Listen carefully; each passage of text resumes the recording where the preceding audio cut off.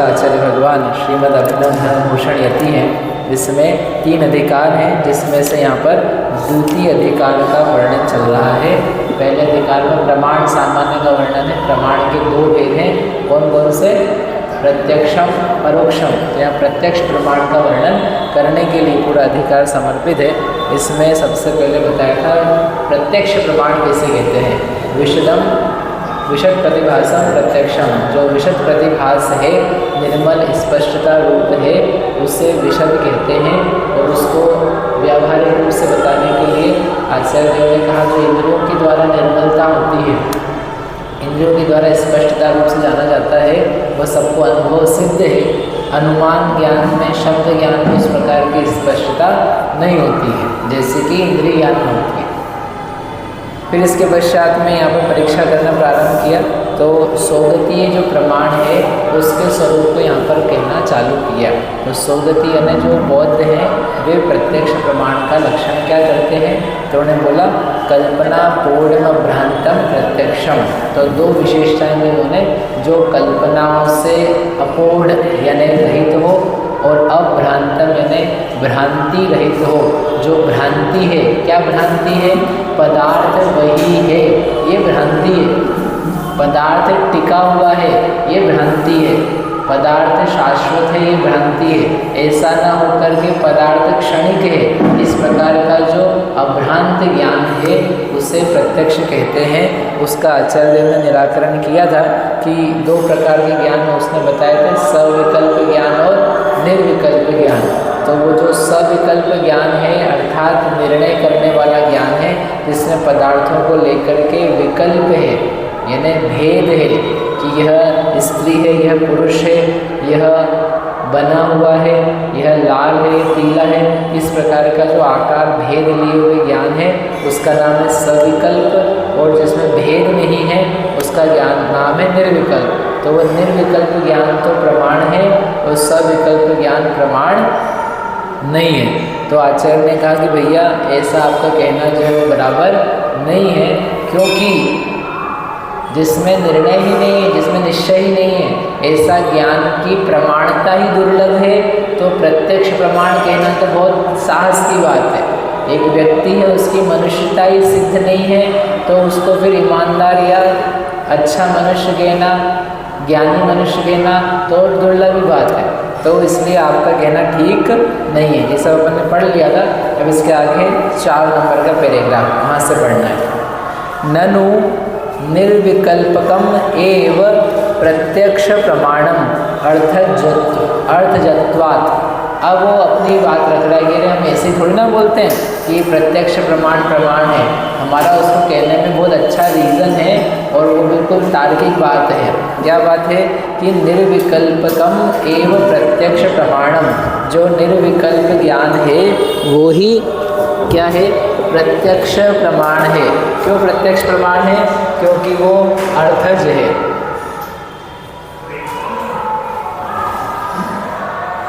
ये चल हाँ, तो उसका तर्क बौद्ध का प्रत्यक्ष प्रमाण।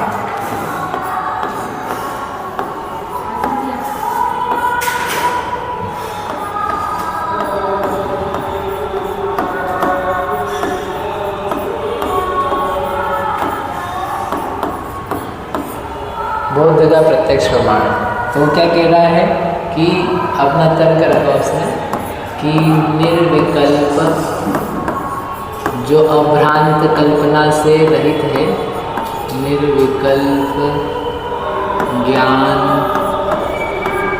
ही प्रत्यक्ष प्रमाण है, ऐसा उसने बोला। अब बोला तो उसके लिए कुछ हेतु देना चाहिए, कोई रीजनिंग देनी चाहिए। तो रीजनिंग क्या है? क्योंकि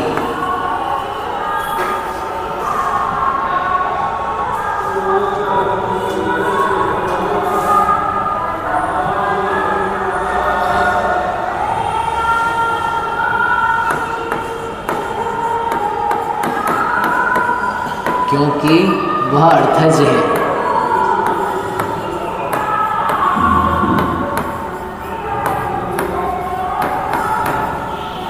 वो उसका हेतु है। वह क्या ज्ञान है? अर्थज है। अब अर्थज मतलब क्या होता है? अर्थ प्लस ज बराबर क्या बन गया? अर्थज। अर्थ है ना वस्तु, पदार्थ। वो सिंपल सी बात है कि जो ज्ञान है वो ज्ञान अर्थ से पैदा होगा तो वो ज्ञान अर्थज कहलाएगा, और वो ज्ञान जो होगा वो सच्चा होगा। जैसे इस फ़ोन को देखा तो फ़ोन को देख करके फ़ोन से ज्ञान पैदा हुआ, तो फ़ोन तो सच्चा झूठा नहीं होता है ना। फ़ोन तो क्या होता है? फ़ोन होता है। तो फ़ोन से जो ज्ञान पैदा हुआ वो ज्ञान कैसा होगा? सच्चा होगा। तो अर्थ से पैदा होने वाला जो ज्ञान है उसको बोलते हैं अर्थज। और ज्ञान की उत्पत्ति कैसे होती है? अर्थ से होती है, वस्तु से होती है। और वस्तु से पैदा होने के कारण से वो वस्तु जब तक रहेगी तब तक उसका ज्ञान होगा। वो जब वस्तु ही नहीं है तो अर्थ, जब पदार्थ नष्ट हो गया तो ज्ञान कहाँ से पैदा हो जाएगा? ज्ञान भी खत्म हो जाएगा। तो पदार्थ है तो उसका ज्ञान है, और चूंकि पदार्थ क्षणिक है तो उसका ज्ञान क्षणिक है। और पदार्थ अगले पल नहीं है तो उससे पैदा ज्ञान होगा नहीं। फिर भी यदि ज्ञान पैदा कराओगे तो ज्ञान डिफरेंट टाइप का गलत रहेगा। इसलिए निर्विकल्प ज्ञान जो पल भर का ज्ञान है, उसी समय जब पदार्थ है उसका ज्ञान है तब वह ज्ञान सच्चा है। और उसके बाद के जो ज्ञान है वो तो सब झूठे, वो ज्ञान सही नहीं है। अर्थज ये उसका कॉन्सेप्ट है। 3 प्रकार के शब्द हैं उसके: तदुत्पत्ति,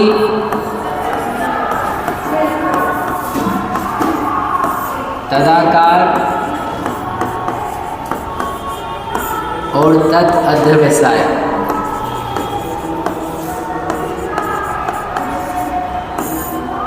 ये बौद्ध के बहुत बेसिकली 3 फेमस सिद्धांत हैं कि ज्ञान के संबंध में। तदुत्पत्ति, तदाकार, तद अध्यवसाय। क्या मतलब है उसका? तदुत्पत्ति, जो ज्ञान है वो ज्ञान उत्पन्न कहाँ से होता है? उस ज्ञान की उत्पत्ति कहाँ से होती है? तो कहते हैं तदुत्पत्ति, वस्तु से उसकी उत्पत्ति होती है। वस्तु है, वस्तु से ज्ञान दिख भी रहा है ना। दीवार है तो दीवार से ज्ञान दीवार का पैदा हुआ। स्पीकर है, स्पीकर से स्पीकर का पैदा हुआ। पंखा देखा, लाइट देखी, भाई जिसको देखो देखो या छुओ, स्पर्श करो, ठंडी हवा आई तो ठंडी हवा से किसका ज्ञान हुआ? ठंडी हवा से। गेय के बिना ज्ञान हो जाता है क्या? बताओ, जैन हो तुम, गेय के बिना ज्ञान मानते हो क्या? भाई गेय है तो ज्ञान है, तो गेय है तो ज्ञान। ऐसा क्यों होता है कि गेय से ज्ञान की उत्पत्ति होती है। अपनी भाषा में गेय से ज्ञान की उत्पत्ति होती है। वो कह रहा है अर्थ से ज्ञान की उत्पत्ति होती है। क्या हो शेर नहीं? गेय से ज्ञान की उत्पत्ति होती है।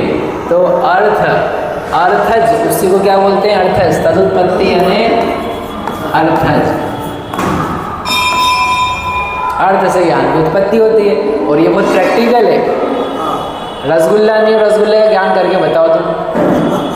है अमेरिका जाए बिना, अमेरिका को हुए बिना, अमेरिका को देखे बिना अमेरिका का ज्ञान करके बताओ। तो जो वस्तु है, गेय है, अर्थ है, उससे ही ज्ञान की उत्पत्ति होती है। अर्थ नहीं होगा तो उस ज्ञान की उत्पत्ति नहीं होगी। घर में रोटी नहीं बनी है, रोटी का स्वाद ला करके आप बताओ, बता सकते हो क्या? नहीं बता सकते हो। इसलिए ज्ञान कैसा होता है? तदुत्पत्ति, तदुत्पत्ति वाला होता है, अर्थज होता है। दूसरा तदाकार, जो गेय है उस आकार का ज्ञान होता है, उसी रूप से वो परिणमता है, उसी आकार का होता है, उसी शेप का होता है, तो वो तदाकार होता है। और तद अध्यवसाय, अध्यवसाय है निश्चय, जो उस ज्ञान का निश्चय है वो भी कहाँ से होता है? वस्तु से ही होता है। इसलिए प्रामाण्य अपन ने देखा था, बौद्ध प्रामाण्य कहाँ से मानते हैं? स्वतः की परतः, ज्ञप्ति, उत्पत्ति सब कहाँ से मानना पड़ेगा? परतः, क्योंकि वस्तु से ही ज्ञान की उत्पत्ति है, वस्तु के ही आकार का ज्ञान है और वस्तु से ही ज्ञान का निश्चय है कि ये सही है कि गलत है, वस्तु निश्चय करा रही है। इसमें ज्ञान का कोई व्यवसायत्मक होने का काम नहीं है। जस्ट लाइक कि एक दर्पण है, तो दर्पण में जो सामने आएगा वो दर्पण में आ जाएगा, तो उसमें दर्पण क्या करेगा? वो तो जो सामने आएगा वो झलकाएगा, उसमें निश्चय ही है ना। जो सामने है वो दर्पण में है, जो सामने है वो ज्ञान में है, जो सामने नहीं है वो ज्ञान में नहीं है। तो उसमें उसकी सच्चाई का, उसकी उत्पत्ति का, उसके आकार का जो कुछ है उसका अवलंबन किसके ऊपर है? पदार्थ के ऊपर। बताओ सही बात है कि नहीं है? सिद्ध हो ही रहा है ना। आप आए तो मेरे को दिख गए, आप नहीं आते तो मेरे को दिखते क्या? नहीं दिखते। हाँ, बस ये बात। भाई आपने देखा तो देखा, आप बोलो मोबाइल भी देखा तो दिखा, नहीं तो कैसे दिख जाता? तो उनका बस सिंपल सा सिद्धांत है और बिल्कुल प्रैक्टिकल रहेगा व्यक्ति को कि देखो ऐसा होता है। अब इसी के ऊपर विचार है इस पूरे पैराग्राफ में कि ये सही है कि गलत है, ठीक है। अर्थज तो उन्होंने बोला, अब ये बात सिद्ध हो गई। अब इस बात से प्रत्यक्ष प्रमाण की सिद्धि करते हैं कि निर्विकल्प ही प्रत्यक्ष प्रमाण है, प्रमाणता भी है, क्योंकि वो निर्विकल्प ज्ञान ही वास्तव में क्या है? अर्थज है। क्यों अर्थज है? निर्विकल्प यानी क्षणिक ज्ञान, एक पल का ज्ञान। क्यों? क्योंकि वो वस्तु जो है वो एक पल ही रहती है, एक पल के बाद में रहती नहीं है। तो उस पल ही ज्ञान पैदा हो, वस्तु थी, ज्ञान हुआ, खत्म। वस्तु है, ज्ञान हुआ, खत्म। वस्तु है, ज्ञान हुआ, खत्म। वस्तु भी खत्म, ज्ञाता भी खत्म, ज्ञान भी खत्म। खत्म ही हो गया ना, क्योंकि वस्तु तो पल भर की क्षणिकम, सर्वम क्षणिकम। तो क्षणिक है तो अगले पल तो रह ही नहीं रही है। जब नहीं रह रही है तो ज्ञान कैसे रह जाएगा? फिर तुमने उसको पल अगले पल टिकाया, तो तुमने टिकाया यानी वो क्या कर दिया? मन से ला दिया। है तो नहीं वस्तु और तुम ज्ञान कर रहे हो, तो जो वस्तु है नहीं और उसका ज्ञान कर रहे हो तो वो सच होगा कि झूठ होगा? वो झूठ होगा। फिर भी तुमने कल्पना, समृद्धि, अनुमान, संतति इनसे माना तो हम संतति मान लेंगे, औपचारिक मान लेंगे, अपारमार्थिक मान लेंगे, लेकिन पारमार्थिक ज्ञान तो नहीं है। इसलिए हमारा ये तर्क है कि जो निर्विकल्प ज्ञान है, क्षणिक ज्ञान है, पारमार्थिक सत्य है, वह स्वलक्षण को ग्रहण करने वाला वही प्रत्यक्ष प्रमाण है, क्योंकि वह अर्थज है। बोलो समय सार का कलश, इसमें पढ़ा तो मुझे कलश याद आया। समय सार में अपन ने कलश पढ़ा है कि जिसमें बोला है जो ऐसा मानता है कि पदार्थ है तो ही ज्ञान है, पदार्थ खत्म तो ज्ञान खत्म। बोलो, नहीं आते? बोलो। स्याद्वाद परिशिष्ट, स्याद्वाद परिशिष्ट ज्ञान के 14 भंग। पूर्वालंबित बोध्यनाश समये ज्ञानस्य नाशं विदन्, कि पूर्वालंबित, पूर्व में आलंबित जो ज्ञेय है, पूर्वालंबित बोध्य नाश समये ज्ञानस्य नाशं विदन्, ज्ञान का भी नाश हो जाता है। तो क्या करता है वो? फिर क्या करता है वह? अत्यंत तुच्छ पशु, वो पशु अत्यंत तुच्छ हो रहा है। स्याद्वादी तो समस्त वस्तु मुहुर्भूत्वा विनश्यस्वपि तिष्ठत्यात्म सहज नित्य एक सहज ज्ञानेक पुंजी भवन। तिष्ठत्यात्म निखात नित्य सहज ज्ञानैक पुंजी भवन, कि जो स्याद्वादी है, स्याद्वादी क्या मानता है? नित्य सहज ज्ञान एक पुंजी भवन, ज्ञान पुंज होकर के ये मानता है बाह्य वस्तुषु मुहुर्भूत्वा विनश्यस्वपि, कि अनेक बाह्य जितनी वस्तुएं हैं वे अनेकों बार नष्ट हो जाएं, जितनी नष्ट होनी हो जाएं, फिर भी ज्ञान के होने में तो कोई दिक्कत नहीं है, क्योंकि वस्तु नित्य अनित्यात्मक है, सत असत रूप है, परिणमती हुई भी अन्वयी है। अब वो नहीं दिखता है तो यही मानना पड़ता है। पूर्वालंबित बोध्य नाश समये ज्ञानस्य नाशं विदन्। ठीक है। एक अर्थावलंबी ज्ञान है, इसके आगे का कलश है अर्थालंबन काल एव नियमम ज्ञानस सत्वं बहिर्गेयालंबन लालसेन मनसा ब्राह्मण पशु नश्यति। हाँ, इसके बाद अस्तित्वम नास्तित्वम, ये है एक्चुअली लाइन यहाँ पर ये है नास्तित्वम परकाल तो से कलयन स्याद्वाद वेदी पुनः। अब यहाँ पर तिष्ठत्यात्मनिखात नित्य सहज ज्ञानैक पुंजी भवन। उस को है अस्तित्वम निज काल तो से कलयन ज्ञान स्याद्वाद वेदी पुनः बाह्य बाह्य वस्तुषु मुहुर भूत्वा विनश्यस्वपि। तो दो कलश है काल के ऊपर, निज काल से ज्ञान का अस्तित्व और पर काल से ज्ञान का नास्तित्व एक ही काल में होता है। वस्तुएं हैं तो भी ज्ञान होता है, वस्तुएं नहीं हैं तो भी ज्ञान होता है। वस्तुओं के नहीं होने से ज्ञान के अस्तित्व पर प्रभाव नहीं पड़ता है। ठीक है, वस्तुएं होनी चाहिए, ये तो हम मानते हैं, वस्तुएं होनी चाहिए। वस्तुएं हैं और वैसे ही ज्ञान है तो ज्ञान प्रमाण है, लेकिन वस्तुओं से ज्ञान है क्या, उसका विचार करना है। ठीक है, वो कलश इसलिए याद दिलाए कि वो इधर से ही उठे हुए जैसे कलश तदाकार तदुत्पत्ति तदध्यवसाय, तो वो ये कह रहा है। समझ में इतनी बात, समझ में इतना कि ज्ञान जो है निर्विकल्प ज्ञान ही प्रत्यक्ष प्रमाण है, क्योंकि वह ही अर्थज है और अर्थ से पैदा होने के कारण से उसे ही मानना बराबर है। अरे इसे खोल के निकाल ना अपन ने, कहाँ चला गया, खोला में रखा था, अब तो चला गया।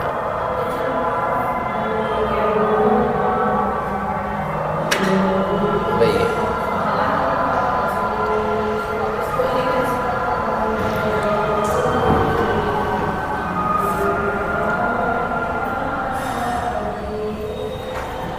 तो क्या लाइन दी यहाँ पर आगे, तत्एव ही, इसलिए ही परमार्थ, इसलिए ही परमार्थ सत स्वलक्षण जन्यम न तो सविकल्पम। इसलिए वह ही, वह कौन, वह निर्विकल्प ज्ञान ही परमार्थ सत स्वलक्षण जन्यम, परमार्थ सत जो स्वलक्षण है उस स्वलक्षण जन्य होने से वह ही प्रत्यक्ष प्रमाण है, न तो सविकल्पम, न कि सविकल्प जो ज्ञान है वह प्रमाण है। तस्य अपरमार्थ, तस्य अपरमार्थ भूत सामान्य विषयत्वेन अर्थजत्व अभावात इति चेत। यहाँ तक उसने अपनी बात रखी, क्या बोला है, ततेव, ततेव यानी वह ही, वह कौन, वह निर्विकल्पकम है, निर्विकल्पक जो ज्ञान है वह ही परमार्थ सत स्वलक्षण जन्यम, परमार्थ सत जो पारमार्थिक सत है इस दुनिया में, क्या है पारमार्थिक सत, स्वलक्षण, स्वलक्षण यानी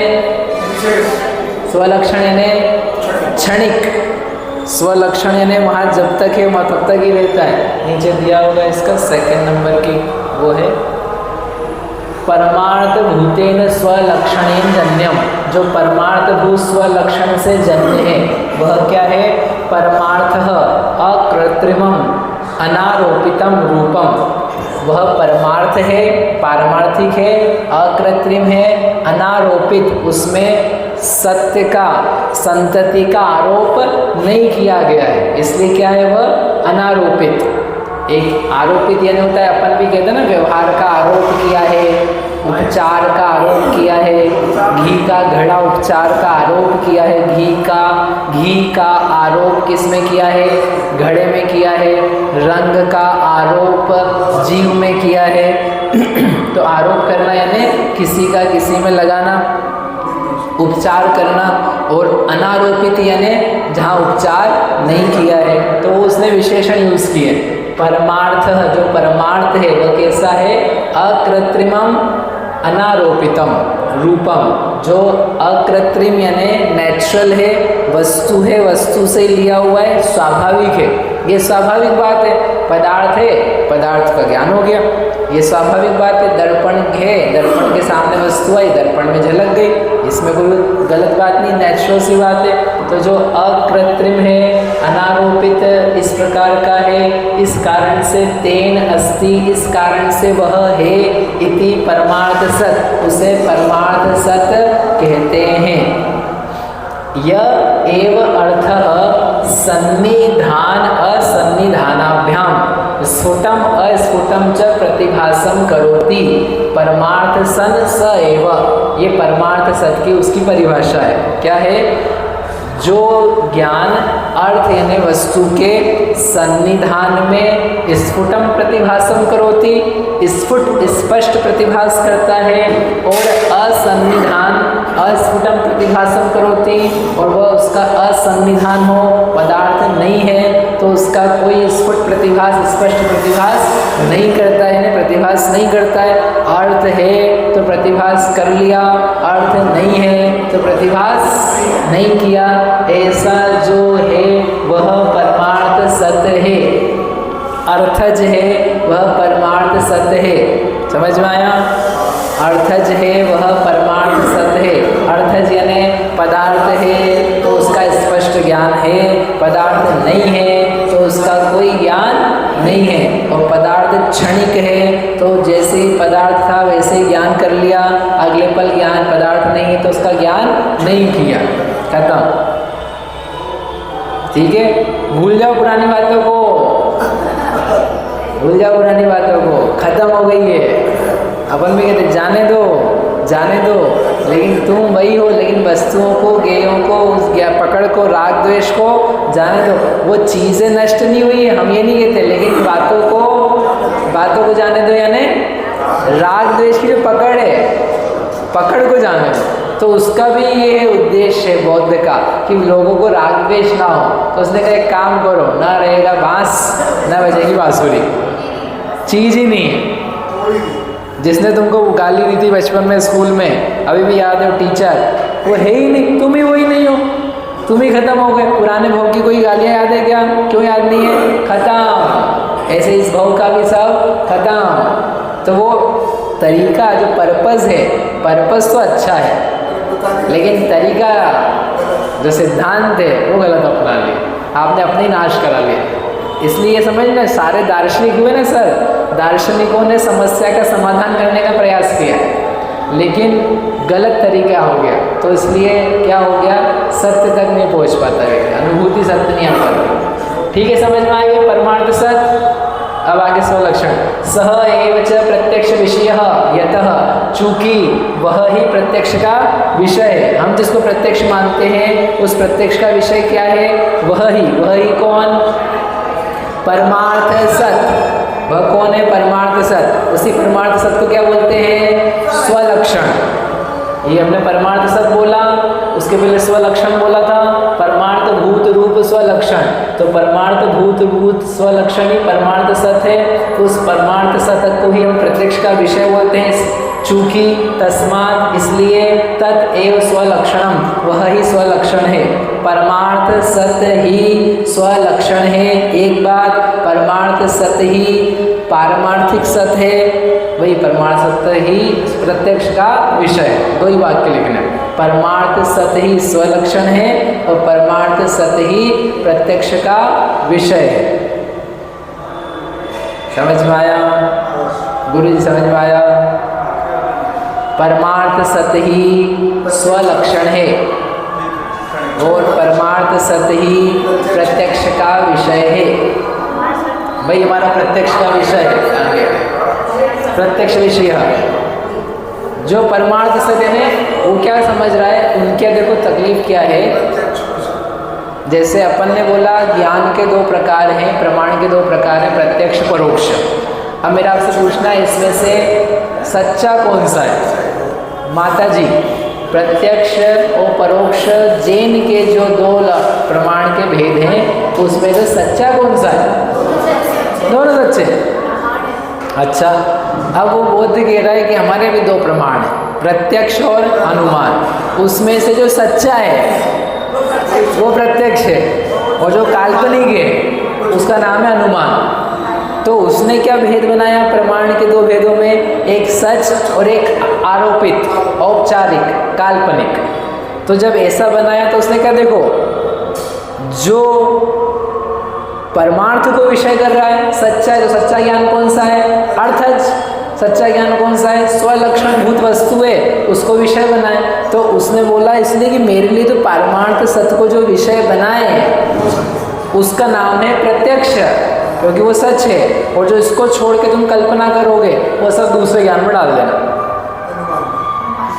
ठीक है। निर्विकल्पक चूंकि वस्तु है, निर्विकल्पक वस्तु है, क्षणिक वस्तु है, इसलिए उस क्षणिक वस्तु को विषय करने वाला ज्ञान कौन सा है, प्रत्यक्ष ज्ञान। तो वो तो है मेरा सच्चा ज्ञान। और इसके अलावा जो लंबी वस्तु को विषय बनाए, अनुमान हेतु बनाए, साधन शब्द का विज्ञान बनाए, ये सब ज्ञान क्या है मेरे लिए, आरोपित, काल्पनिक, अपारमार्थिक।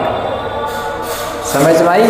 तो वो इस कारण से उसको वो ये कह रहा है मेरे लिए परमार्थ का विषय स्वलक्षण भूत परमार्थ सत्य है, अर्थज है, इसलिए इसको हम प्रत्यक्ष बोलते हैं। आपके की तरह नहीं है, हमारे यहाँ तो दोनों प्रत्यक्ष हो चाहे परोक्ष हो उसको इक्वल दर्जा है सत्यता की तरफ से।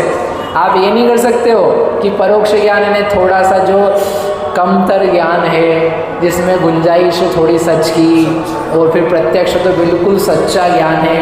देखो सच्चे झूठे की तुम बात करोगे तो दोनों ज्ञान 100% सच होने चाहिए, प्रत्यक्ष हो चाहे परोक्ष। तुम अनुमान से जानो कि आंखों से जानो कि केवल ज्ञान से जानो कि मति ज्ञान से जानो कि शुद्ध ज्ञान से अवधि ज्ञान से जानो, चाहे जिससे जानो, लेकिन उसको सच तो होना पड़ेगा प्रमाण कहलाने के लिए,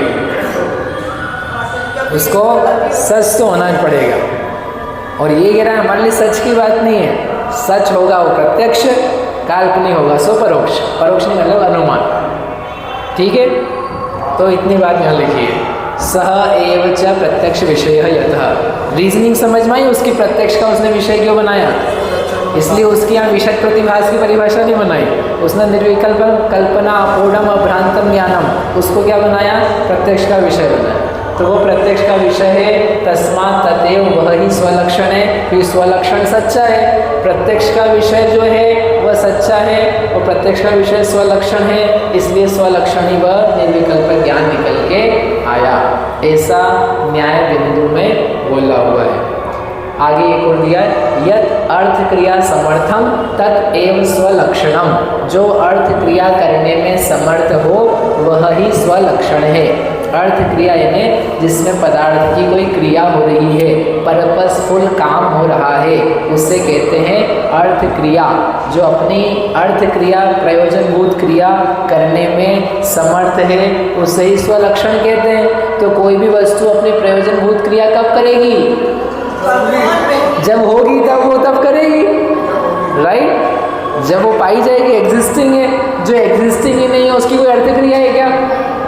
तो कितना अच्छा बोला उसने कि जो अर्थ क्रियाकारी है, अर्थ क्रिया करने में समर्थ है, वह ही स्वलक्षण है। सामान्य लक्षणम च ततः विपरीतम। और जो सामान्य लक्षण है आपका कि यह वही है, आप वही हो जिसको कल पैसे उधार दिए थे। अब बोले ये तो क्या है, झूठी बात है, दिए ही नहीं थे, ना तुम थे ना हम थे, कल हम तो खत्म ही थे। तो ये अर्थ क्रिया इससे होने वाली नहीं है, पास्ट से फ्यूचर से कोई अर्थ क्रिया होने वाली नहीं है। इसलिए जो सामान्य है, सामान्य जिसका लक्षण है वह तो कैसा है, विपरीतम, ततः उससे विपरीत, किससे, स्वलक्षण से। तो स्वलक्षण बन गया परमार्थ सत्य और सामान्य बन गया उससे विपरीत यानी काल्पनिक सत्य, समृति सत्य। उसका वर्ड यूज करते हैं वो समृति। समृति आप सिद्ध चक्र की पूजा करो, इसमें आएगा आखिरी पूजा में समृति सत्य माने वे हैं झूठे लोग। समृति ने कल्पना सत्य, कल्पना सत्य। ये जितना न्याय पढ़ोगे ना आपका सिद्ध चक्र विधान आखिरी की 150 अर्घ वो बिल्कुल आप नाचते हुए पढ़ोगे, पूरी न्याय दीपिका पढ़नी पड़ेगी उसके लिए तो वो सब आ जाएगा, नहीं तो वो सब ऐसे ही जाता है, हवा में जाता है। समझ में आ गया, ठीक है। सामने वाले की बात समझ में आ गई पूरी। सर सर सर को जगाओ। परमार्थ सत्य इधर परमार्थ सत्य, दूसरे सत्य में नहीं जाना है। हाँ, अब आगे, अभी जितनी बातें कही इसमें कोई तथ्य है कि नहीं, सच्ची बात है कि नहीं?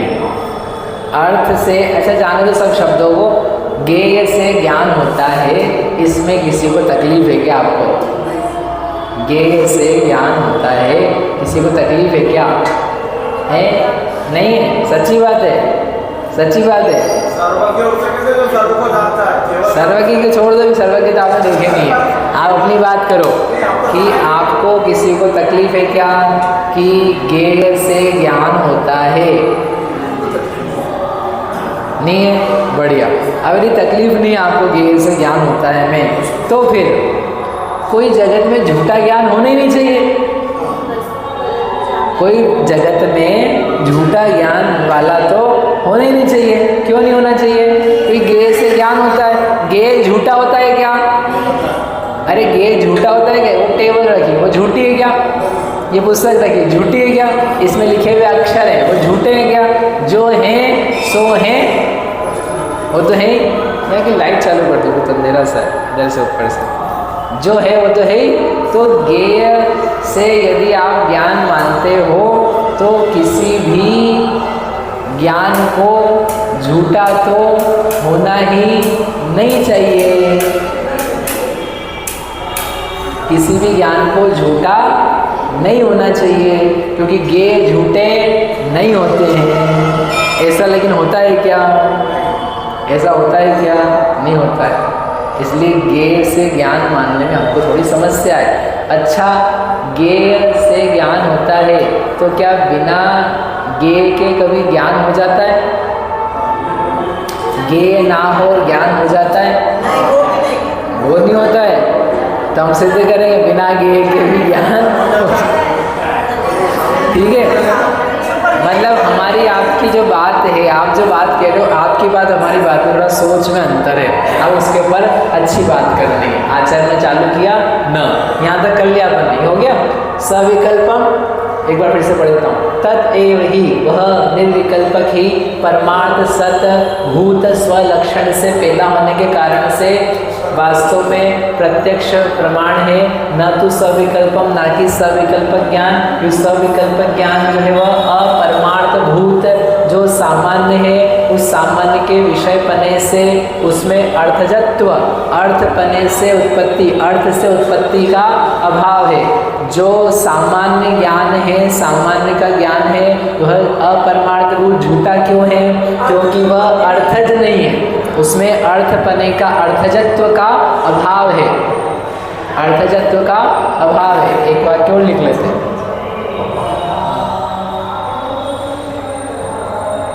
ये सेम है, क्या लिखेंगे अपन? ये तो अर्थज था, समझ में आ गया? क्या हो गया इससे? अच्छा अच्छा, नहीं नहीं, ये सब दूसरा क्या बोला उसने? सामान्य ज्ञान,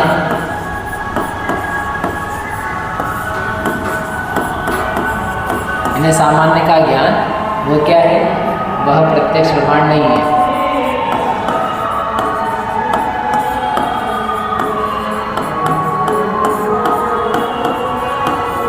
क्यों नहीं है?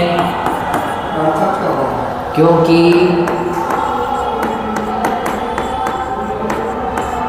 वह अर्थज नहीं है।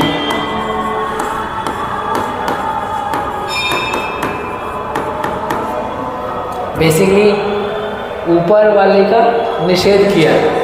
निर्विकल्प ज्ञान ही प्रत्यक्ष प्रमाण है क्योंकि वो अर्थज है, और जो सामान्य ज्ञान है वो प्रत्यक्ष प्रमाण नहीं है। क्यों नहीं है? क्योंकि वो अर्थज नहीं है, वह परमार्थ भूत है, स्वलक्षण को विषय नहीं कर रहा है। इस कारण से वह, चूंकि अर्थज नहीं होने के कारण से नहीं है। अर्थज क्यों नहीं है? क्योंकि अर्थ नहीं है फिर भी उसका ज्ञान हो रहा है। भाई तुम थे ही नहीं, तुम भी हो थे नहीं, तुम हो ही नहीं अभी, और तुम्हारा ज्ञान हो रहा है कि तुम कल थे। तुम जो कल थे वो तो अभी नहीं हो, तो जो तुम हो ही नहीं उसका ज्ञान हो रहा है मुझे। मैंने तुमको पैसे दिए थे उधार, पैसे तो हमारे, अब पैसे वाला देने लेने वाला है ही नहीं, और तुम बातें कर रहे हो ऐसी, तो वो अर्थज नहीं है। ये अच्छा है ना, ये बढ़िया है, ये बढ़िया। पैसे ले लो लोगों से, बोले साहब वो गया, लेने वाला गया, तो तुम भी होशियार नहीं हो, ध्यान रखना, दुनिया बहुत होशियार है। ये कहानी सुनाई मैंने एक बार, अभी नहीं सुना रहे। चलो आगे। अरे